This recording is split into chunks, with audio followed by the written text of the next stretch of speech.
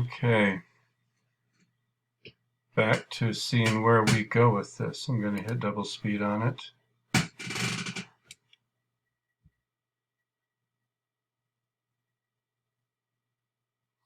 I try not to see faces and things, but dad burn it. That appears to be an eye, a sad eye, a nose, mouth, chin. Doggone it, I got a face. Well, we'll see how it ends up. I literally just barely spotted that. So I'm taking what I have been doing and just building it out, taking it further, taking those greens of the growth on the brisk cone pine and finishing that out, pushing it further. Constantly making little decisions about what direction I want to go with my colors. And because I'm only using red, yellow, and blue, that's all I have to think about. Do I want this to be red, yellow, or blue? And it's easy to, it's pretty easy to figure out that way. As soon as you complicate it, like I do with the bigger palettes that I have, well, you've just got more you got to juggle there with all your colors and your values. Punching down some darker darks. Again, what I'm seeing through here and down here.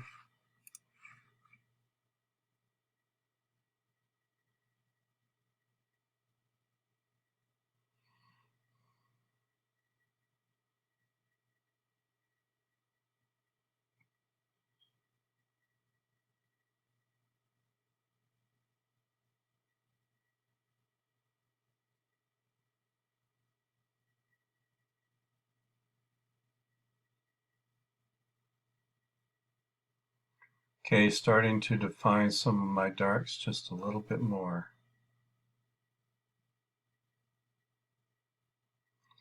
Now towards the end, I don't rely entirely upon the watercolor to define all of my line and work, but I could. I'm demonstrating the combined use of pen and ink with watercolor. It's not necessary for this project, but I thought it might benefit everyone just to share a few ideas about how that would look, at least from my point of view as a painter.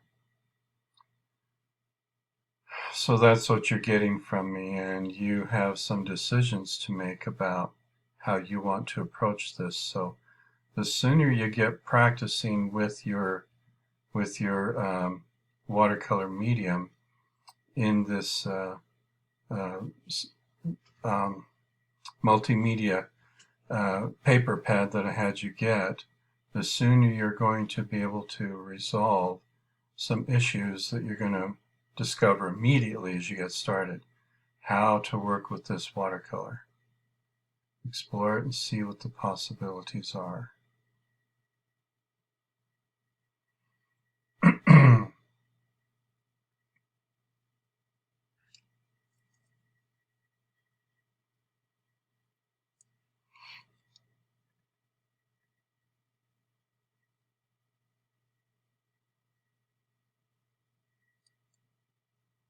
Again, holding my left hand at the wrist, supporting it with my right hand so I can reach across the painting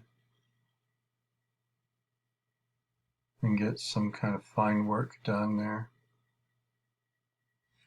Now it's nowhere close to the color of brownish red that's in here or in here, but it approximates it. Okay. With me in any of my other classes, you hear me say the word approximate quite a bit. So this is where I'm glazing one color over the top of another. Okay.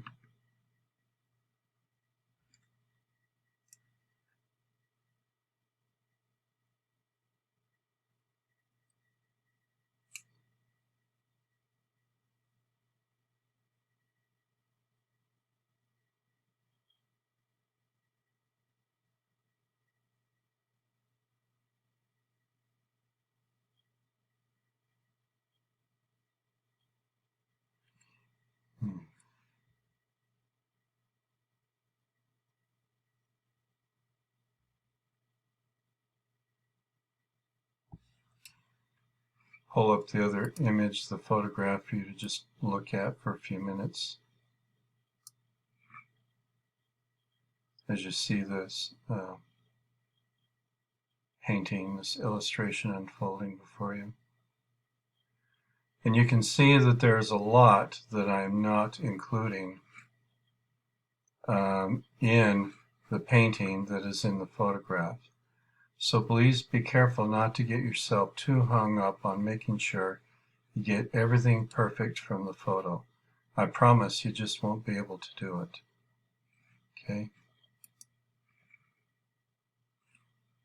All right, coming to the end of this segment, I'll call up the next one and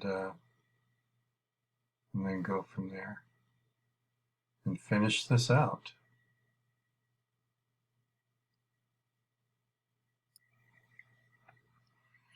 Okay, the last segment here. So now I'm pulling out the heavier pen. It's a Sharpie, but it's what they call the ultra fine, but it's not as fine as the fine tip point that I use. So I'm emphasizing some lines once again and bringing them out a bit.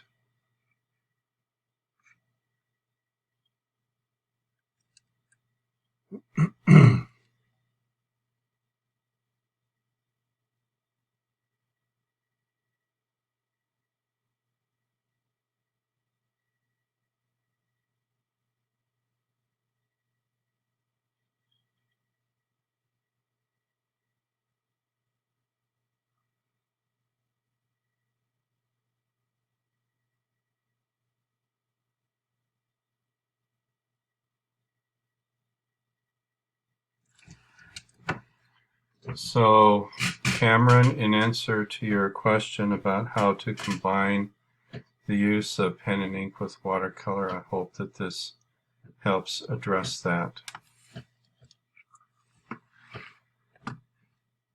It is something that you kind of personally feel as you go along. Now here I'm actually starting to render our shade just a little bit, kind of do some things that were really kind of in keeping with what we did for the what we're doing for homework number 5, the I've got it all lined up project. Okay, so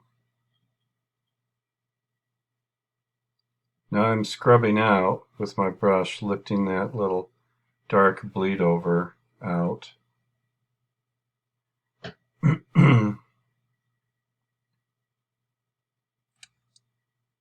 Coming back in with some more line. Now I'm going with the finer tipped pen and just creating those textures and patterns.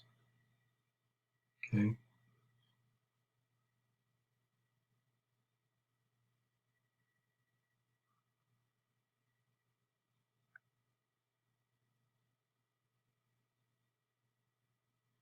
Now, with the lines that I'm making now, I'm slightly outlining some of the tones and values and colors that I've made. Not entirely outlining, but putting in some lines that sort of emphasize the edge. Okay.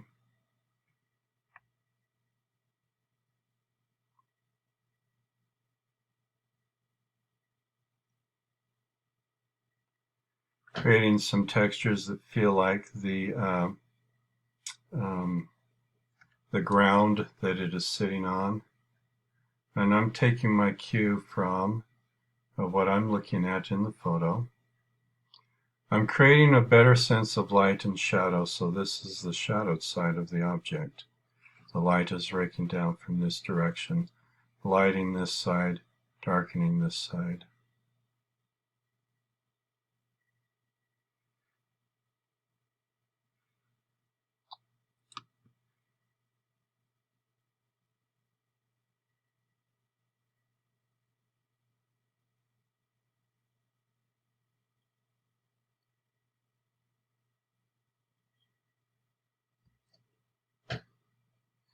Okay, signature here. I'm writing my signature in a manner that it can be seen, but it does not visually interfere with the with the piece that I've done. So here I have a photo of the painting as it is right now, the watercolor combined with pen and ink. And right now it's not formatted in a way that I feel like I'd like to present that in a mat. So what I did is I did a screen capture of a segment of it, creating a perfect square. And I think I would present it in the square format. So as you can see, some of what was painted beyond the window that I've created, that is going to be cut off.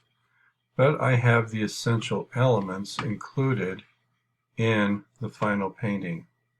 Okay? So that's what you have the opportunity to do and consider in the work that you do for this project. I recognize that in certain respects this is quite a stretch for you, and it's going to be a tough thing to do, but I think you'll learn and grow a lot from having done so. So I just ask you to have faith in it and give it a try. And I think you'll learn a lot of things, and hopefully you'll be very pleasantly surprised. All right, that's it for me then. Thanks for listening, and good luck to all of you with this project, and I'll see you all next week when we meet again, and we will go over things some more together. Take care.